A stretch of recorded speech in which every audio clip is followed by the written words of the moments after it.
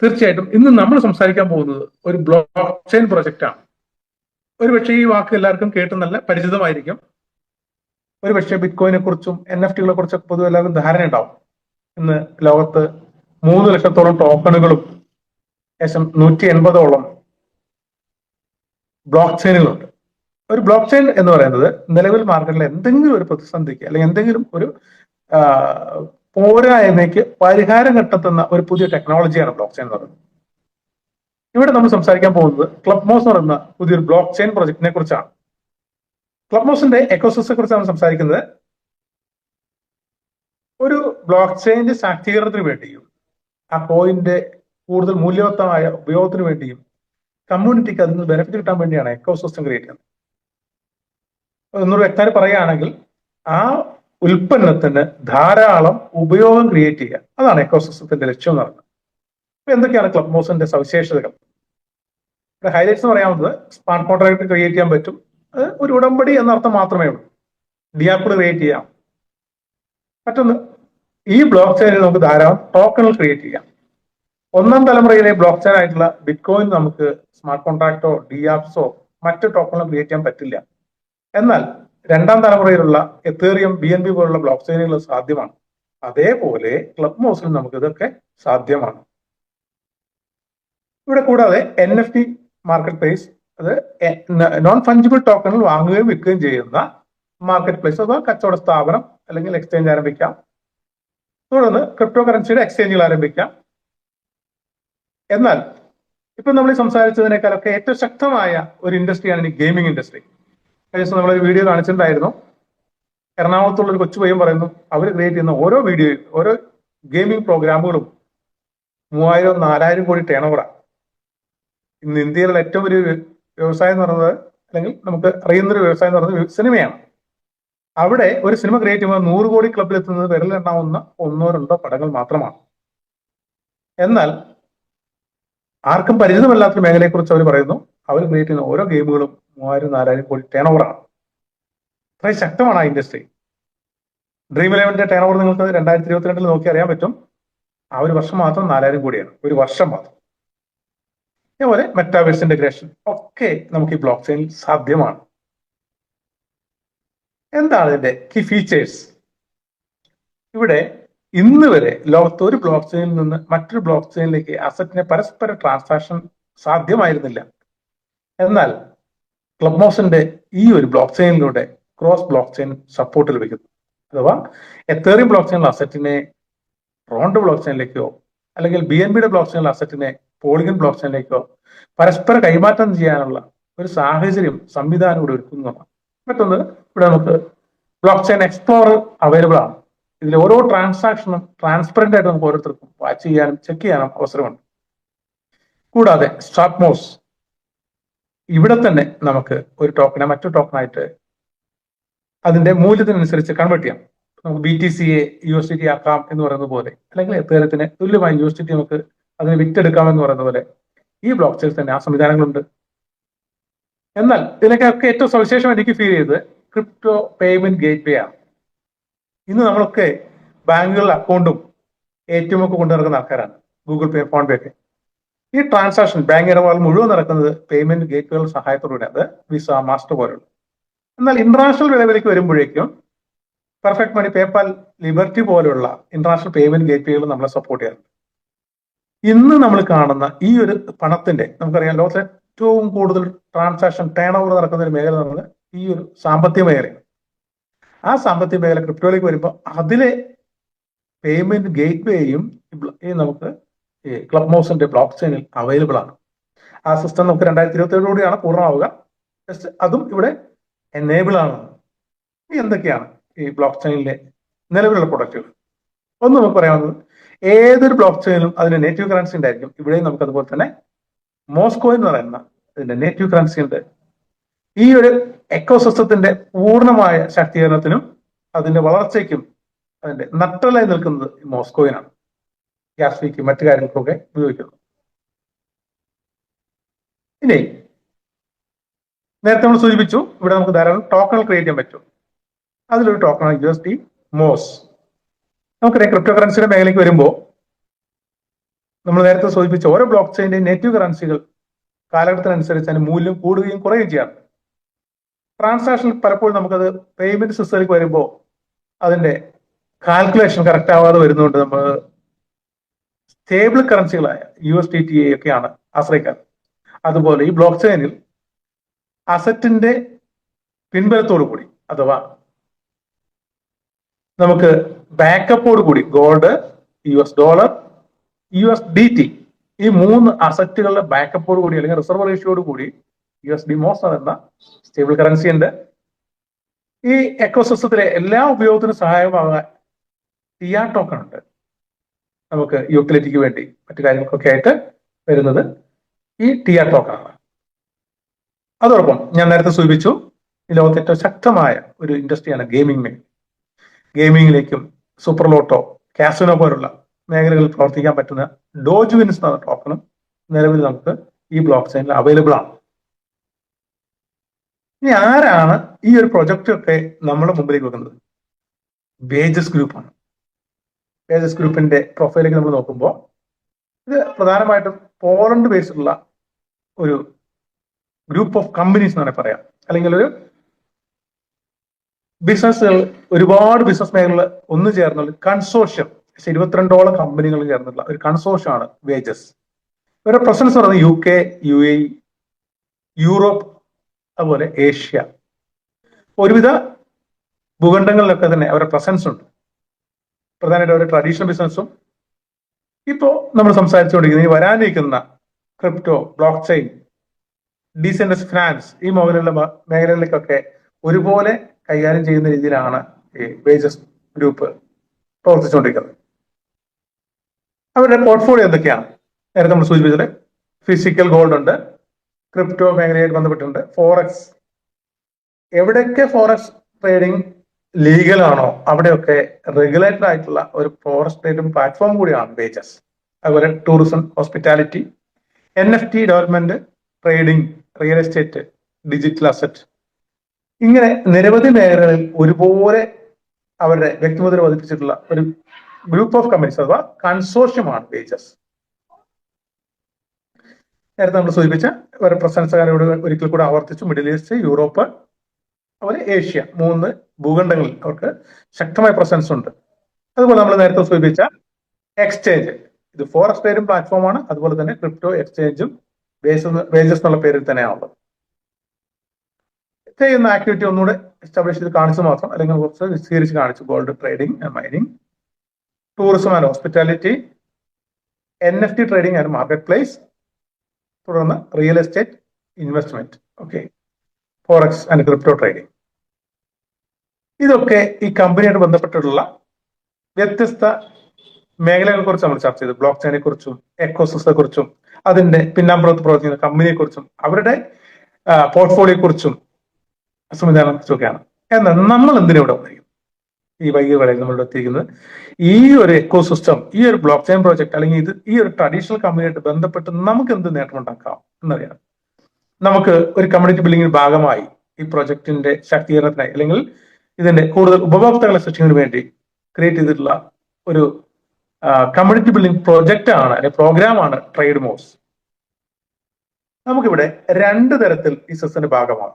ഒന്ന്, നമുക്കൊരു ഇൻവെസ്റ്ററായി വരാം.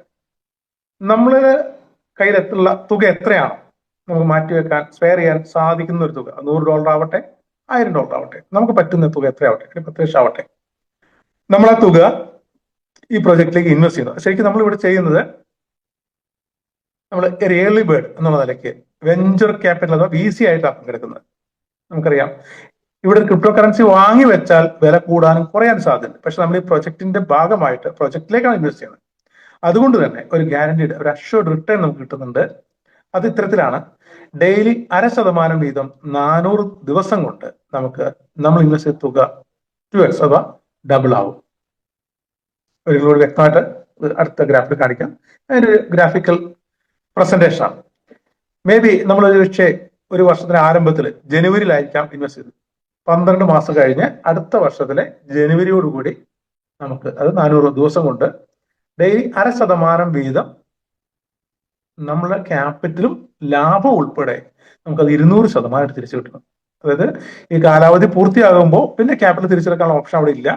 മുതലും ലാഭവും ഉൾപ്പെടെയാണ് നമുക്ക് 400 ദിവസം കൊണ്ട് ഡബിൾ ആയി തരുന്നത്. ഇനി മാസ കണക്ക് പറയുകയാണെങ്കിൽ ഒരു മാസം 15% വീതം 13 മാസം കൊണ്ട് 13 മാസവും 5 ദിവസം കൊണ്ട് നമുക്ക് നമ്മളെ ക്യാപിറ്റൽ ഡബിൾ ആയി കിട്ടുന്നു.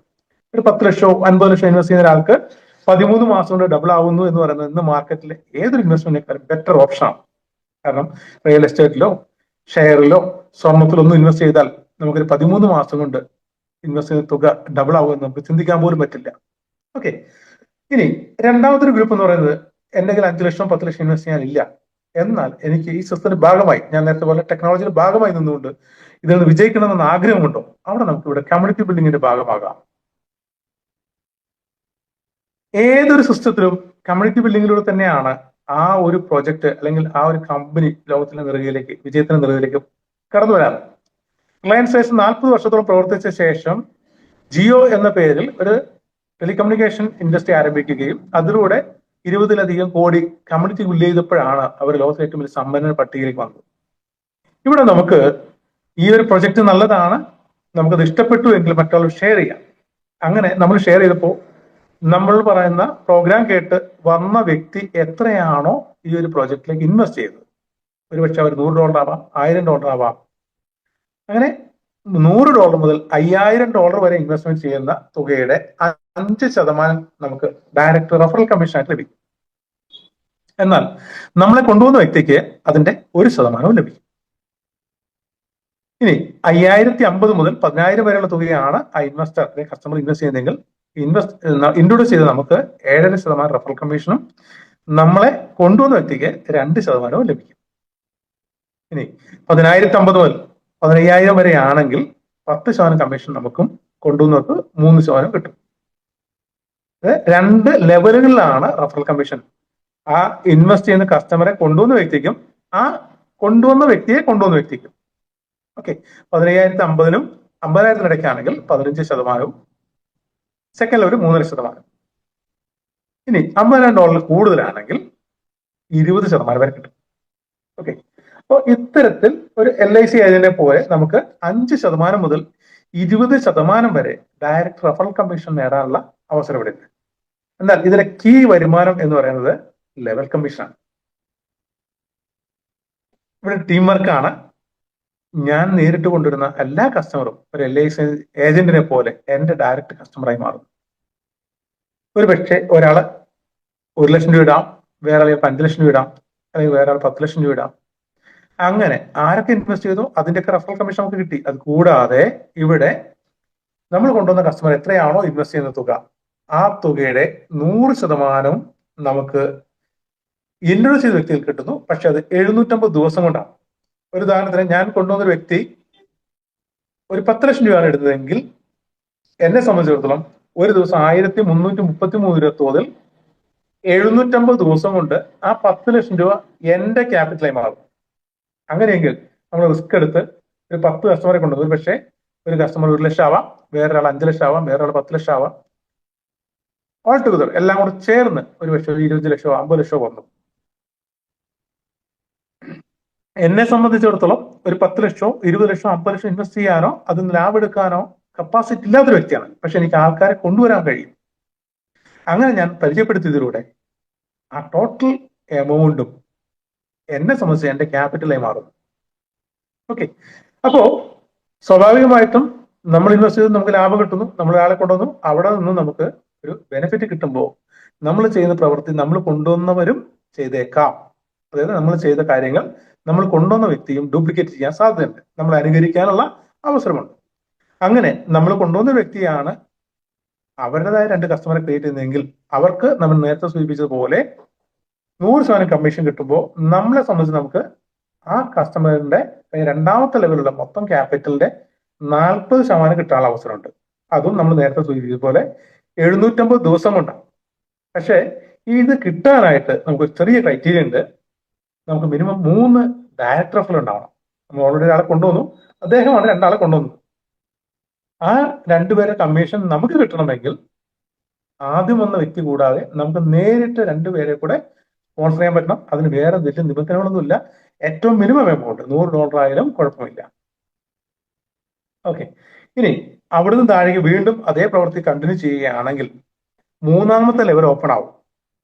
മൂന്നാമത്തെ ലെവൽ വരുന്ന ടോട്ടൽ ക്യാപിറ്റലിന്റെ 20% നമുക്ക് ലഭിക്കും. അവിടെ നമുക്ക് അത് ലഭിക്കാനുള്ള ക്രൈറ്റീരിയ എന്ന് പറയുന്നത് 5 ഡയറക്ടർ റെഫറൽ ഉണ്ടാവണം. ഒപ്പം നമ്മുടെ 3 വ്യത്യസ്ത ടീമുകളിലായി $3000 ഗ്രൂപ്പ് ബിസിനസ് വോളിയം ഉണ്ടാവും. ഒരിക്കൽ കൂടി വ്യക്തമായി പറയാം, നമ്മൾ കൊണ്ടുവന്ന ഒരു വ്യക്തി മാത്രമാണ് വർക്ക് ചെയ്യുന്നത്. അവിടെ മാത്രം $3000 ഉണ്ടായിട്ട് കാര്യമില്ല. ഈ മൂന്നാമത്തെ ലെവലിൽ വരുമാനം കിട്ടാനായിട്ട് നമുക്ക് 5 ഡയറക്ടർ റെഫറൽ ഉണ്ടായിരിക്കണം. അത് $100 ആയാലും കുഴപ്പമില്ല. നമ്മൾ നേരിട്ട് കൊണ്ടുവരുന്ന വ്യക്തി $1000 10,000 ചെയ്യണം എന്നുള്ള ഒരു കണ്ടീഷൻ ഇല്ല. നമ്മളുടെ പേഴ്സണൽ ഇൻവെസ്റ്റ്മെന്റ് 100 എന്നുള്ളത് 500 ആക്കണമെന്നോ 1000 ആക്കണം എന്നുള്ള ഒരു ക്രൈറ്റീരിയ ഇല്ല. എന്നാൽ നമ്മളുടെ 3 ലൈനുകൾ പ്രവർത്തിക്കുന്നതായിരിക്കണം. അതാണ് അതിന്റെ അർത്ഥം, എന്ന ചുരുക്കം. നമ്മൾ കൊണ്ടുവന്നതിൽ മിനിമം 3 ലൈനെങ്കിലും, ഈ 5 പേരെ കൊണ്ടുവന്നതിൽ 3 ലൈനെങ്കിലും പ്രവർത്തിക്കുന്നതായിരിക്കണം. കൊണ്ടുവന്നവർ 100 അവർ കൊണ്ടുവന്നവർ 100, അതിന് താഴേക്ക് 100 ആയിക്കോട്ടെ, കുഴപ്പമില്ല. പക്ഷെ 3 ലൈനിലായിട്ട് നമുക്ക് $3000 ബിസിനസ് ഉണ്ടായിരിക്കണം. ഈ ഒരു മേഖല മാത്രമാണ് നമുക്ക് കുറച്ച് ക്രൈറ്റീരിയ ഉള്ളത്. ഇനി അങ്ങോട്ടേക്കൊന്നും നമുക്ക് ഇതുപോലുള്ള ക്രൈറ്റീരിയകളില്ല. ഓൾറെഡി നമുക്ക് 5 ഡയറക്ടർ റെഫറൽ ഉണ്ട്. ഇനി അങ്ങോട്ട് 6ാമത്തെ ഒരു ഡയറക്ടർ റെഫറൽ വരുമ്പോൾ നമുക്ക് 4ാമത്തെ ലെവൽ ഓപ്പൺ ആവും. 7ാമത്തെ വരുമ്പോൾ നമുക്ക് 5ാമത്തെ ലെവൽ ഓപ്പൺ ആവും. 8ാമത്തെ വരുമ്പോൾ അതിനർത്ഥം ഓരോ ഡയറക്ടർ റെഫറൽ കൂടുന്നതനുസരിച്ച് അല്ലെങ്കിൽ ആനുപാതികമായി നമ്മളുടെ താഴേക്കുള്ള ഓരോ ലെവലുകൾ ഓപ്പൺ ആയിക്കൊണ്ടേയിരിക്കും. അതൊക്കെ $100 ആയാലും കുഴപ്പമില്ല. ഞാൻ ഒരിക്കൽ കൂടി പറയാണ്, ഇവിടെ ഒന്നും നമ്മളുടെ ക്യാപിറ്റൽ വർക്ക് ചെയ്യണമെന്ന് പറഞ്ഞിട്ടില്ല. നമ്മൾ കൊണ്ടുവരുന്ന ആൾക്കാർ വലിയ എമൗണ്ട് ഇടണമെന്നില്ല. ഇവിടെ ഫസ്റ്റ് ലെവലിൽ ഇത്ര വരണമെന്നില്ല, സെക്കൻഡ് ലെവലിൽ ഇത്ര വരണമെന്നില്ല, ഒന്നുമില്ല. നമുക്ക് ഡയറക്ടർ റെഫറൽ ഓരോന്ന് കൂടുന്നതിനനുസരിച്ച് ആനുപാതികമായി നമ്മളുടെ താഴേക്കുള്ള ഓരോ ലെവലും ഓപ്പൺ ആയിക്കൊണ്ടേയിരിക്കും. ഓക്കെ, 4ാമത്തെ ലെവൽ നമുക്ക് 10% കിട്ടുക കസ്റ്റമർ ഇൻവെസ്റ്റ് ചെയ്തതിന്റെ. ROI അല്ല, ശ്രദ്ധിക്കുക. ഇവിടെയൊക്കെ നമ്മൾ പറയുന്നത് കസ്റ്റമർ ഇൻവെസ്റ്റ് ചെയ്യുന്ന ക്യാപിറ്റൽ അടിസ്ഥാനപ്പെടുത്തിയാണ്. കസ്റ്റമർ 4ാമത്തെ ലെവൽ ഒരു പക്ഷേ ഒരു 50 കോടിയോ അല്ലെങ്കിൽ 15 കോടിയൊക്കെ ഉണ്ടാവാം. അതിന്റെ 10% നമുക്ക് കിട്ടും. 5ാമത്തെ ലെവൽ 7%, 6 മുതൽ 10 വരെ 5%, 11 മുതൽ 15 വരെ 3%, 16 മുതൽ 20 വരെ 1% ലഭിക്കും. അപ്പൊ നമുക്ക് 2 വരുമാനങ്ങൾ കഴിഞ്ഞു. റെഫറൽ കമ്മീഷൻ കഴിഞ്ഞു, ലെവൽ കമ്മീഷൻ കഴിഞ്ഞു. ഇനി 3ാമത്തെ വരുമാനം എന്ന് പറയുന്നത് റാങ്കിനെ അടിസ്ഥാനപ്പെടുത്തിയുള്ളതാണ്. ഇവിടെ നമ്മുടെ ഗ്രൂപ്പിന്റെ ബിസിനസ് സോളിറ്റി അടിസ്ഥാനമാക്കി. നമ്മൾ നേരത്തെ പറഞ്ഞു ലെവൽ കമ്മീഷൻ കിട്ടാനൊന്നും അല്ലെങ്കിൽ റെഫറൽ കമ്മീഷൻ കിട്ടാനൊന്നും ഒരു ക്രൈറ്റീരിയ ഇല്ല എന്ന് പറഞ്ഞു. ഇവിടെ നമുക്ക് നമ്മളുടെ ബിസിനസ് സോളിറ്റിനെ അടിസ്ഥാനമാക്കിയ റാങ്കുകൾ വരുന്നു. ഒന്നാമത്തെ റാങ്കിന്റെ പേര് അനലിസ്റ്റ് ആണ്. ഇവിടെ $1000 ആണ് നമുക്ക് കിട്ടാനുള്ള എലിജിബിലിറ്റി.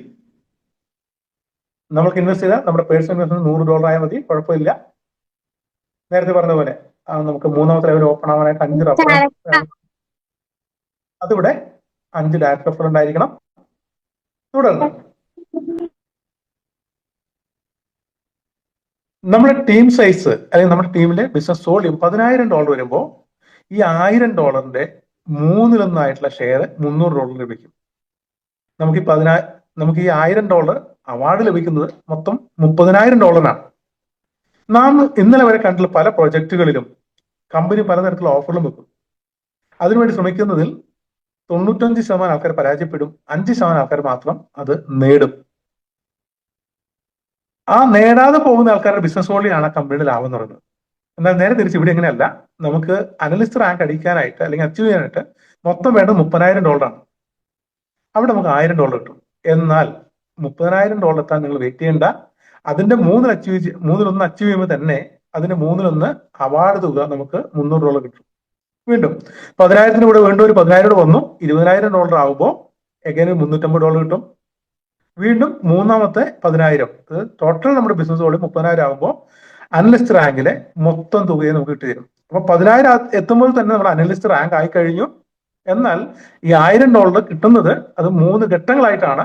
$30,000 ടോട്ടൽ ബിസിനസ് വോളിയം ആകുമ്പോഴാണ് പൂർണ്ണമായിട്ട് ലഭിക്കുക. ഓക്കെ, സെക്കൻഡ് ലെവലിന്റെ അല്ലെങ്കിൽ റാങ്കിന്റെ പേര് നാവിഗേറ്റർ എന്നാണ്. ഓൾറെഡി നമുക്ക് റെഫറൽ കമ്മീഷനും ലെവൽ കമ്മീഷനും $30,000 $1,000 റാങ്ക് ബോണസ് എല്ലാം കിട്ടുമ്പോൾ ഒരു $3,000 കൂടുതൽ വരുമാനം കിട്ടിക്കാണും. ആ സമയത്ത് നമ്മളുടെ പേഴ്സണൽ ഇൻവെസ്റ്റ്മെന്റ് 100-ൽ നിന്ന് ഒരു 150 കൂടെ ചേർത്ത് 250 ആക്കുക. ക്രൈറ്റീരിയ ഇവിടെ നമ്മുടെ ഇൻവെസ്റ്റ്മെന്റ് 250 ആയിരിക്കണം. ഇവിടെ നമുക്ക് ടോട്ടൽ ലഭിക്കുന്നത് $1,500 ആണ് അവാർഡ് തുക. അത് $80,000 എത്തുമ്പോഴാണ്. എന്നാൽ നേരത്തെ സൂചിപ്പിച്ചതുപോലെ 80,000 വരെ എത്തേണ്ട. 30,000 കൂടെ ഒരു 10,000 കൂടെ വന്നു. നമ്മളുടെ ടീം മുകളിൽ 40,000 ആകുമ്പോൾ തന്നെ നമ്മൾ റാങ്ക് അനലിസ്റ്റ് മാറി നാവിഗേറ്റർ ആവുന്നു. ഒപ്പം ഈ 1,500 മൂന്നിലൊന്ന് വീതമായിട്ടുള്ള 500 ലഭിക്കുന്നു. അഗൈൻ $20,000 വന്ന് 60,000 ആകുമ്പോൾ അടുത്ത 500 ലഭിക്കുന്നു. 80,000 ആകുമ്പോൾ നമുക്ക് പൂർണ്ണമായിട്ട് ആ 1,500 ലഭിച്ചിട്ടാം. അപ്പോൾ 2 റാങ്ക് കൊണ്ട് നമുക്ക് 1000 + 1,500 റാങ്ക് കിട്ടി, റെഫറൽ കിട്ടി, ലെവൽ ഇൻകം കിട്ടി. ഓക്കെ, മൂന്നാമത്തെ റാങ്കിന്റെ പേര് ട്രേഡർ എന്നാണ്. ഇവിടെ നമ്മുടെ പേഴ്സണൽ ഇൻവെസ്റ്റ്മെന്റ് 500 ആയിരിക്കണം. നമ്മൾക്ക് $80,000 ബിസിനസ് വോളിയത്തിൽ നിന്ന് ഒരു $20,000 വർദ്ധിപ്പിച്ച് $1,00,000 എത്തുമ്പോൾ നമ്മൾ ട്രേഡ് റാങ്കിൽ എത്തുകയും $3,000 എലിജിബിലിറ്റിയിൽ നിന്ന് ആദ്യത്തെ വിഹിതമായിട്ടുള്ള $1,000 ലഭിക്കും. ഇനി അങ്ങോട്ട് നമ്മളെ ടീമില് അച്ചീവറെ ക്രിയേറ്റ് ചെയ്യുക എന്നുള്ളതാണ് നമ്മുടെ ഡ്യൂട്ടി. ഇതൊരു ടീം സഹായിച്ച് പരസ്പരം അങ്ങോട്ടും ഇങ്ങോട്ടും വിജയിപ്പിച്ചുകൊണ്ട് നമ്മൾ വിജയിക്കേണ്ട ബിസിനസ്സാണ്. നാം മാത്രം നേടിയ പോലെ നമ്മുടെ ടീമിൽ ഏതെങ്കിലും ഒരു ലൈനിൽ ഒരു ട്രേഡറെ ക്രിയേറ്റ് ചെയ്യുമ്പോൾ നമുക്ക് രണ്ടാമത്തെ വീതമായിട്ടുള്ള $1,000 കിട്ടും. നമ്മൾ രണ്ടാമത്തെ ഏതെങ്കിലും ടീമിൽ ഒരു ട്രേഡറെ ക്രിയേറ്റ് ചെയ്യുമ്പോൾ മൂന്നാമത്തെ 1,000, അങ്ങനെ ടോട്ടൽ $3,000. ഇവിടെ മുതൽ അങ്ങോട്ടേക്കെല്ലാം നമ്മുടെ ടീമിൽ അച്ചീവറെ ക്രിയേറ്റ് ചെയ്യുമ്പോഴാണ് നമുക്ക് ലഭിക്കുക. അടുത്ത റാങ്കിന്റെ പേര് കമാൻഡർ ആണ്. അവിടെ നമുക്ക് $6,000 മൊത്തം കിട്ടേണ്ടത്. നേരത്തെ നമ്മൾ 2 ട്രേഡറെ പറഞ്ഞു, മൂന്നാമതൊരു ട്രേഡറെ ക്രിയേറ്റ് ചെയ്യുമ്പോൾ തന്നെ നമ്മൾ കമാൻഡറായി. അവിടെ നമുക്ക് $2,000 ഫസ്റ്റ് ഗഡു കിട്ടും. നമ്മുടെ ടീം ഏതെങ്കിലും കമാൻഡറെ ക്രിയേറ്റ് ചെയ്യുമ്പോൾ രണ്ടാമത്തെ ഗഡുവും വേറെ ഏതെങ്കിലും ഒരു ലൈനിൽ ഒരു കമാൻഡറെ ക്രിയേറ്റ് ചെയ്യുമ്പോൾ നമുക്ക് അടുത്ത 2,000 കിട്ടും. മൊത്തം 6,000. അടുത്ത റാങ്ക് മുതൽ നമുക്ക് സാലറി സ്റ്റാർട്ട് ചെയ്യണം. ക്യാപ്റ്റൻ മുതൽ നമ്മുടെ ബിസിനസ് വോളിയം എല്ലാ മാസവും $2,00,000 ബിസിനസ് വോളിയം ക്രിയേറ്റ് ചെയ്യുമ്പോൾ നമുക്ക് $2,000 എല്ലാ മാസവും സാലറി സ്റ്റാർട്ട് ചെയ്യും. ഇനി മുതൽ അങ്ങോട്ടേക്ക് നമുക്ക് ചിന്തിക്കാൻ പറ്റുന്നതിനേക്കാളും സ്വപ്ന സമാനമായ ഇൻകമാണ് കിട്ടുന്നത്. ചാമ്പ്യൻ റാങ്കിൽ എത്തുന്നതോടുകൂടി നമുക്ക് വൺ ടൈം റിവാർഡ് $1,00,000 മാസം $10,000 സാലറി സ്റ്റാർട്ട് ചെയ്യും. അഗെയിൻ ഐക്കൺ ഏറ്റവും ടോപ്പ് മോസ്റ്റ് റാങ്ക് ആണ്. അവിടെ നമുക്ക് $5,00,000 റിവാർഡും $50,000 മന്ത്ലി സാലറിയാണ്. അപ്പൊ സ്വാഭാവികമായിട്ടും ഇതൊക്കെ പ്രവർത്തിക്കുന്നവർക്ക് കിട്ടുന്നതാണ്. അപ്പൊ ഇൻവെസ്റ്റർക്ക് ഒരു വിഷമം ഉണ്ടാവും, ഞാൻ ഇൻവെസ്റ്റ് ചെയ്തിട്ടാണല്ലോ ഇവർക്കൊക്കെ കിട്ടുന്നത്, എനിക്കൊന്നും കിട്ടുന്നില്ലേ. അതുകൊണ്ട് തന്നെ ഇൻവെസ്റ്റർക്കായിട്ട് ഒരു ഹൈ ഈൽഡ് പ്രോഗ്രാം വെച്ചിട്ടുണ്ട്. അഥവാ ഒരു പ്രിവിലേജ് കസ്റ്റമർ എന്നുള്ള ഒരു അവസരം അവർ കൊടുത്തിട്ടുണ്ട്. $2,00,000 അതിൽ കൂടുതൽ ഇൻവെസ്റ്റ് ചെയ്യാൻ തയ്യാറാവുന്ന വ്യക്തിക്ക് നമ്മൾ നേരത്തെ കസ്റ്റമറുടെ പ്ലാൻ പറഞ്ഞതിന് അനുസരിച്ച് ഡെയിലി 0.5% വീതം അല്ലെങ്കിൽ മന്ത്ലി 15% വീതം 13 മാസമാണ് അവരുടെ ക്യാപിറ്റൽ ഡബിൾ ആകുന്നതോടൊപ്പം തന്നെ അവർക്ക് ഒരു പ്രസ്റ്റീജിയസ് ആയിട്ടുള്ള ഒരു പേ ഔട്ട് മന്ത്ലി ഒരു $1,250 വീതം ഈ 13 മാസം ലഭിക്കും. അഥവാ അവർക്ക് ഈ പറഞ്ഞ കാലയളവ് പൂർത്തിയാവുന്നവരെ എല്ലാ മാസവും അധികമായിട്ട് ഒരു $1,250 ലഭിക്കുന്നതാണ്. ഇനി എന്തൊക്കെയാണ് ഇവിടെ ഹൈലൈറ്റ്സ്? ഒന്ന്, ഒരു കസ്റ്റമറെ സംബന്ധിച്ച് ഒരു 2x റിട്ടേൺ പ്ലാൻ ആണ്. അവൻ ഇൻവെസ്റ്റ് ചെയ്യുന്ന തുക അവന് 13 മാസം ഡബിൾ ആവും. പ്രൊമോട്ട് ചെയ്യുന്ന വ്യക്തിയെ സംബന്ധിച്ചിടത്തോളം 20% വരെ റെഫറൽ കമ്മീഷൻ കിട്ടാനുള്ള സാധ്യതയുണ്ട്. ഇനി ഏറ്റവും കീ വേർഡ് എന്ന് പറയുന്നത് സേഫ് ആൻഡ് സെക്യൂർ ആയിട്ടുള്ള ഇൻവെസ്റ്റ്മെന്റ് ആണ്. അതെന്താണ് അടുത്ത് ഇതിൽ പറയാം. കൂടാതെ പ്രസ്റ്റീജ് പേ ഔട്ട് നമുക്ക് $50,000 കിട്ടും. ഓൺ ബ്ലോക്ക് ചെയിൻ എക്കോസിസ്റ്റം ഉണ്ട്. മറ്റുള്ള കമ്പനി പറഞ്ഞാൽ ടോക്കൺ കൊണ്ടല്ല ഫീൽഡിലേക്ക് വരുന്നത്. വ്യക്തമായ കാഴ്ചപ്പാടോടും ലക്ഷ്യത്തോടും റോഡ് മാപ്പോടും കൂടിയാണ് പ്രൊജക്ട് മുന്നോട്ട് സഞ്ചരിക്കുന്നത്. എന്നാൽ എന്നെ ആകർഷിച്ച ഏറ്റവും വലിയ ഘടകം ബാക്ക്ഡ് ബൈ ട്രഡീഷണൽ ബിസിനസ്. ഞാൻ ഈ ക്രിപ്റ്റോ ഇൻഡസ്ട്രിയിൽ ശേഷം 10 വർഷത്തിൽ കൂടുതൽ പ്രവർത്തിക്കുന്നു.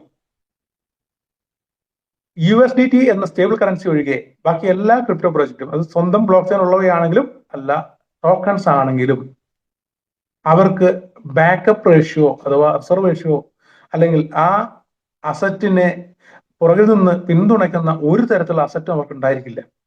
ഇതൊരു ആശയം മാത്രമാണ്. അതൊരു പക്ഷേ ഇപ്പൊ ബിറ്റ്കോയിൻ വരെ 1 കോടി ആയത് നാളെ വേണേൽ 0 വരാം. ഏത് ക്രിപ്റ്റോ അങ്ങനെ തന്നെയാണ്. അതിനേക്കാൾ ശക്തമായ ആശയം അല്ലെങ്കിൽ പുതിയൊരു ടെക്നോളജി മുമ്പിൽ വരുമ്പോൾ ഇതൊരു പക്ഷെ നാളെ 0 ആവാം. എന്നാൽ USDT സ്റ്റേബിൾ കറൻസി എന്ന് വിളിക്കുന്നത് പോലെ ഇവിടെ നമുക്ക് ട്രഡീഷണൽ ബിസിനസിന് ബാക്കപ്പ് ഉള്ളതുകൊണ്ട് നമ്മളുടെ അസറ്റ് ഒരിക്കലും ഇതിൽ ബബിൾ പോലെ താഴേക്ക് തിരിച്ചു വരാനുള്ള ഒരു സാധ്യതയുമില്ല. 100% സേഫ് ആൻഡ് സെക്യൂർ എന്നുള്ള നിങ്ങൾ ഇൻവെസ്റ്റ്മെന്റ് സൂചിപ്പിക്കാനുള്ള കാരണം ഇതാണ്. ഇനി ഇങ്ങനെ പ്രൊജക്റ്റുകൾ നമ്മൾ പ്രധാനമായിട്ട് നോക്കുന്നതിന്റെ റോഡ് മാപ്പിനെ അടിസ്ഥാനമാക്കിയാണ്. ഇതിപ്പോ 5 ഫേസ് ആയിട്ടാണ് ഇതിന്റെ വളർച്ച ഘട്ടങ്ങളുള്ളത്. ഒന്നാമത്തെ ഫേസ് എന്ന് പറയുന്നത് 2023 ആരംഭിച്ചത്. അന്ന് ക്ലബ് മോസിന്റെ ബ്ലോക്ക് ചെയിനും മോസ്കോയിൽ ലോഞ്ച് ചെയ്തു. ക്രോസ് ചെയിൻ സപ്പോർട്ട് ആ സിസ്റ്റം ഡെവലപ്പ് ചെയ്ത് ആരംഭിച്ചു. ട്രേഡ് മോസിന്റെ അലയൻസ് ആരംഭിച്ചു. ബ്ലോക്ക് ചെയിൻ ഇൻഫ്രാസ്ട്രക്ചർ ആരംഭിച്ചു. ഇതൊക്കെ ഒന്നാമത്തെ ഫേസിൽ 2023 തുടങ്ങിയ ഓരോ കാര്യങ്ങളാണ്. ഇതൊക്കെ ഓൾറെഡി ആ റോഡ് മാപ്പിൽ പറഞ്ഞതനുസരിച്ച് വരെ ഇതുവരെ നടന്നു കഴിഞ്ഞു. ഓക്കെ, രണ്ടാമത്തെ ഫേസ് എന്ന് പറയുന്നത് 2024 കഴിഞ്ഞ വർഷമാണ്. അവിടെ അത് ആരംഭിച്ചത് ഇനീഷ്യൽ എക്സ്ചേഞ്ച് ഓഫറായി. മോസ്കോന്റെ ലോഞ്ചിങ്ങും ടോക്കൺ സ്വാപ്പ് സിസ്റ്റവും അതുപോലെ സ്മാർട്ട് കോൺട്രാക്റ്റുകളും ഡി ആപ്പുകളും ഒക്കെ ഈ ബ്ലോക്ക് ചെയിനിൽ ക്രിയേറ്റ് ആയി. അതായത് ഈ ബ്ലോക്ക് ചെയിൻ മറ്റുള്ള കമ്പനി പറയുന്നവരെ ഞങ്ങൾ നാളെ ഇങ്ങനെയൊക്കെ കാര്യങ്ങൾ ചെയ്യാൻ ഉദ്ദേശിക്കുന്നു എന്നല്ല, പകരം ഇത് ഓൾറെഡി എല്ലാം ക്രിയേറ്റ് ചെയ്ത് കഴിഞ്ഞു. നിങ്ങൾക്ക് ഇപ്പോൾ തന്നെ ബ്ലോക്ക് ചെയിൻ എക്സ്പ്ലോർ പരിശോധിക്കാം. moscan.com എന്നുള്ള ആ ഒരു എക്സ്പ്ലോറിൽ പോയാൽ ഇതിലെ ഓരോ ട്രാൻസാക്ഷനും എത്ര പെർ സെക്കൻഡ് സ്പീഡിലാണ് ആ ട്രാൻസാക്ഷൻ നടക്കുന്നത് ഒക്കെ നമുക്ക് ചെക്ക് ചെയ്യാൻ പറ്റും. ഓക്കെ, ഇപ്പൊ നടപ്പ് വർഷം മൂന്നാമത്തെ ഫേസ് 2025 എന്തൊക്കെ നടന്നു? ക്ലബ് മോസിന്റെ സ്റ്റേബിൾ കോയിൻ, നമ്മൾ നേരത്തെ USD മോസ് എന്ന് പറയുന്നു, അത് ക്രിയേറ്റ് ആയി കഴിഞ്ഞു. എക്കോ സിസ്റ്റം, പുതിയ ടോക്കൺ ടിയർ ടോക്കൺ, ഡോജ്വിൻ പോലുള്ള ടോക്കൺ ക്രിയേറ്റ് ആയി കഴിഞ്ഞു. സ്വാപ്പ്, അതിന്റെ എസ്റ്റാബ്ലിഷ്മെന്റ് നടന്നു. അതുപോലെ തന്നെ ഗെയിമിംഗ് പ്ലാറ്റ്ഫോം ഇതിലേക്ക് കടന്നു വന്നിരിക്കുന്നു. ഇപ്പൊ നമുക്കിപ്പോ ദുബായ് പ്രോഗ്രാം വരുന്നു, അതോടുകൂടി എല്ലാ അനൗൺസ്മെന്റുകൾ വരും. ഏകദേശം 8 ലക്ഷത്തോളം കമ്മ്യൂണിറ്റി ഉള്ള 15-ലധികം രാജ്യങ്ങളിൽ പ്രവർത്തിച്ചുകൊണ്ടിരിക്കുന്ന ഒരു സൂപ്പർ ലോട്ടോയും കാസിനോ സിസ്റ്റവും നമുക്ക് ടൈപ്പ് ആയി ബ്ലോക്ക് ചെയിനിൽ പ്രവർത്തനം ആരംഭിച്ചു കഴിഞ്ഞു. ഡോജ്വിൻ എന്ന് പറഞ്ഞ ടോക്കണിലൂടെയാണ് അത് നടക്കുന്നത്. അതുപോലെ ഇനി വരാനിരിക്കുന്നത് ഈ വർഷം അവസാനം ഡിസംബറോടുകൂടി നമ്മുടെ ടോക്കണിന്റെ ലിസ്റ്റിംഗ് പ്രോസസ്സും യൂട്ടിലിറ്റി പ്രോഗ്രാമുകളാണ്. ഈ 2 ഘട്ടത്തോടെ ബാക്കിയുണ്ട്. 2026 നമുക്ക് മേജർ എക്സ്ചേഞ്ചുകൾ ലിസ്റ്റിങ്ങും NFT market place launch, global crypto ക്ലബുകൾ കഴിഞ്ഞ ദിവസം കോഴിക്കോട് പ്രോഗ്രാമിൽ വെച്ച് തന്നെ MCA നമുക്ക് പുതിയൊരു ക്ലബിനെ കുറിച്ച് ഇൻട്രോഡ്യൂസ് ചെയ്തിട്ടുണ്ടായിരുന്നു. അതുപോലെ മാർക്കറ്റ് പ്ലേസുകൾ ഇതിലേക്ക് വരാൻ പോവാണ്. നമ്മളൊരു ബ്ലോക്ക് ചെയിൻ എപ്പോഴാണ് വിലയിരുത്തുന്നത്? ഇന്നലെ വരെ അവർ പറഞ്ഞ റോഡ് മാപ്പിലെ ഓരോ കാര്യങ്ങളും അതാത് സമയം ടൈം ബൗണ്ടഡ് ആയിട്ട് നടപ്പിലാക്കിയോ എന്നതിനെ അടിസ്ഥാനമാക്കിയാണ് വിശ്വസിക്കുന്നത്. അല്ലാതെ ബിറ്റ്കോയിൻ മുതലാളിയെ കണ്ടിട്ടോ ഷിബൈന്റെ മുതലാളിയെ കണ്ടിട്ടോ അതും അല്ലെങ്കിൽ ഹെക്സിന്റെ കറൻസിയുടെ ഹെക്സിഗൻസ് നിങ്ങൾക്ക് വേണമെങ്കിൽ ഗൂഗിൾ സെർച്ച് ചെയ്യാം. ലോകത്തിലെ ഏറ്റവും വലിയൊരു ക്രിപ്റ്റോ കമ്മ്യൂണിറ്റിയാണ് ഹെക്സിഗൻസ്. അവരൊക്കെ മുതലാളിമാർ രംഗത്തേക്ക് വന്നിട്ടല്ല, പകരം ആ റോഡ് മാപ്പിനെ അടിസ്ഥാനമാക്കിയാണ് ആൾക്കാർ അതിനെ വിലയിരുത്തുന്നതും അതിന്റെ പ്രോഗ്രാമുകൾ പാർട്ടിസിപ്പേറ്റ് ചെയ്യുന്നത്. ഇവിടെ 2023 മുതൽ 25 വരെയുള്ള 3 വർഷ കാലയളവിലെ ഓരോ ഘട്ടങ്ങളും അല്ലെങ്കിൽ 3 ഫേസും അവർ കൃത്യമായി നടപ്പിലാക്കി. ഇനി നമുക്ക് ബാക്കിയുള്ള 2026 2027 എന്നെ ഏറ്റവും കൂടുതൽ ആകർഷിക്കുന്നത് ഞാൻ നേരത്തെ സൂചിപ്പിച്ചതുപോലെ ഈ ഒരു ഘട്ടമാണ്. ഇവിടെ നമുക്ക് പേയ്മെന്റ് ഗേറ്റ് വേ വരുന്നു. നിങ്ങൾ ആലോചിക്കുക, ഇന്ന് ലോകത്തിലെ സമ്പദ് മേഖലയിലെ ടേൺ ഓവർ, ഫോറക്സ് ട്രേഡിംഗ് എത്ര $1 ട്രില്യൺ ഇൻഡസ്ട്രിയാണ് എന്നൊക്കെ നിങ്ങൾ നോക്കുക. ആ ഒരു ഇൻഡസ്ട്രി ഇതിലേക്ക് കടന്നു വരുമ്പോൾ ഇന്ന് 4 ട്രില്യൺ ക്രിപ്റ്റോ കറൻസിയുടെ ടോട്ടൽ ടേൺ ഓവർ ഉള്ളത്. അത് ഒരുപക്ഷെ 40 ട്രില്യണിലേക്ക് എത്തും. അപ്പോൾ ആണ് ഈ ഒരു ഇൻഡസ്ട്രിയുടെ വളർച്ചയും ഇതിൽ നിന്ന് നമുക്ക് എന്തൊക്കെ നേടാൻ പറ്റും, എന്തൊക്കെയാണ് സാധ്യത എന്ന് സമൂഹം തിരിച്ചറിയാൻ പോകുന്നത്. നമ്മളെ സംബന്ധിച്ചിടത്തോളം ഇതിന്റെ ഏർലി ബേർഡ്സ് ആണ്. ഓക്കെ, ഇവിടെ നമ്മളെ സംബന്ധിച്ചിടത്തോളം അടുത്ത എയർ ഡ്രോപ്പുകൾ വരുന്നു. മോഡുലാർ ബ്ലോക്ക് ചെയിൻ അതിന്റെ പൂർണ്ണമായിട്ടുള്ള സംവിധാനത്തിലേക്ക് എത്തുന്നു. അതിനേക്കാളൊക്കെ ഉപരിയായിട്ട് ഡീസെൻട്രലൈസ് പ്ലാറ്റ്ഫോമുകൾ ഡാവോ സിസ്റ്റത്തിലാണ് പ്രവർത്തിക്കുക. അതായത് ഒരു വ്യക്തിയുടെയോ അല്ലെങ്കിൽ നമ്മൾ നേരത്തെ സൂചിപ്പിച്ചുള്ള ആ മാനേജ്മെന്റിന്റെ കൺട്രോളിൽ നിന്ന് പൂർണ്ണമായിട്ട് കമ്മ്യൂണിറ്റിയുടെ കൺട്രോളിലേക്ക് മാറുന്നു. ഈ കമ്മ്യൂണിറ്റിയുടെ ഭാഗമാകുന്ന ഓരോ വ്യക്തിക്കും അതിന്റെ വോട്ടിംഗ് അധികാരത്തിന് അല്ലെങ്കിൽ അതിന് അധികാരം ഉണ്ടായിരിക്കും, വോട്ടിങ്ങിൽ പങ്കെടുക്കാം, ഡിസിഷൻ മേക്കറായി മാറാൻ പറ്റും. നമ്മളെ സംബന്ധിച്ചിടത്തോളം ഏറ്റവും വിശ്വസനീയമായ ഒരു സിസ്റ്റത്തിന്റെ ഭാഗമാകാനും അതിൽ വരുമാനം ഉണ്ടാക്കുന്ന അവസരമാണ്.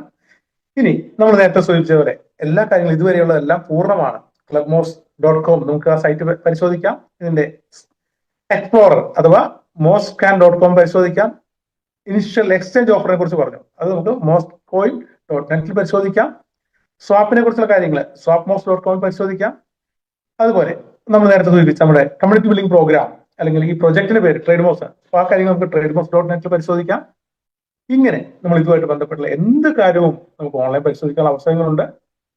തീർച്ചയായും നമ്മളെ സംബന്ധിച്ചിടത്തോളം നമുക്ക് മുമ്പിൽ പുതിയൊരു യുഗത്തിന്റെ വാതായനം തുറന്നു കിട്ടിയിരിക്കുകയാണ്. തീരുമാനം എടുക്കേണ്ടത് നിങ്ങളാണ്. എനിവേ, ഈ ടെക്നോളജിയുടെ ഭാഗമാകാനും ഇതിലൂടെ നമുക്ക് നഷ്ടപ്പെട്ട പല അവസരങ്ങളും തിരിച്ചു പിടിക്കാനുള്ള അവസരത്തെ കൈമുതലാക്കിക്കൊണ്ട് വിജയിക്കാൻ സർവശക്തി നിങ്ങൾ അനുഗ്രഹിക്കട്ടെ എന്ന് മാത്രം പ്രാർത്ഥിച്ചുകൊണ്ട് എന്റെ ഈ പ്രസന്റേഷൻ അവസാനിപ്പിക്കുന്നു. നന്ദി, നമസ്കാരം.